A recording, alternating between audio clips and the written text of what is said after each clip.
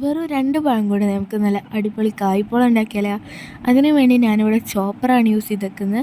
നിങ്ങൾക്ക് വേണമെങ്കിൽ mixie use ചെയ്യാം. എന്നിട്ട് നമ്മൾ എഗ്ഗും മിൽക്കും വാനില എസൻസും പിന്നെ പഞ്ചസാര നിങ്ങൾക്ക് ആവശ്യത്തിന് എടുക്കാം. നിങ്ങൾക്ക് ആവശ്യത്തിന് വേണ്ടി എടുത്തിട്ട് നന്നായിട്ട് ബ്ലെൻഡ് ചെയ്യണം. പിന്നെ നമ്മളെ ബനാനാസ് നന്നായി കട്ട് ചെയ്യണം. കട്ട് ചെയ്തിട്ട് നമ്മൾ മാറ്റി വെക്കാം. പിന്നെ നമ്മൾ എന്ത് ചെയ്യണം, ആശീർവാദിൻ്റെ നെയ്യ് എടുക്കണം. എന്നിട്ട് നന്നായി മെൽറ്റായതിന് ശേഷം നമ്മളേക്ക് കാഷ്യൂനട്ടും കിസ്മിസും ഇട്ടിട്ട് നന്നായിട്ട് റോസ്റ്റ് ചെയ്തിട്ടുണ്ട്. പിന്നെ വീണ്ടും ആശീർവാദിൻ്റെ നെയ്യ് ഉപയോഗിച്ചിട്ടാണ് ഞാൻ ഈ പഴവും വാട്ടിയിരിക്കുന്നത് കേട്ടോ ഗൈസ്. പിന്നെ ഞാനിതിലേക്ക് ഒരു മിസ്റ്റേക്ക് ചെയ്തിട്ടുണ്ട്. എൻ്റെ പഴം കുറച്ച് വലുതായി പോയെന്നൊരു സംശയമുണ്ട്. നിങ്ങൾ കുറച്ച് ചെറുതാക്കി കട്ട് ചെയ്യാൻ നോക്കണം കേട്ടോ മാക്സിമം. ഞാൻ എളുപ്പപ്പണിക്ക് വേണ്ടിയിട്ടാണ് അങ്ങനെ ചെയ്തത്.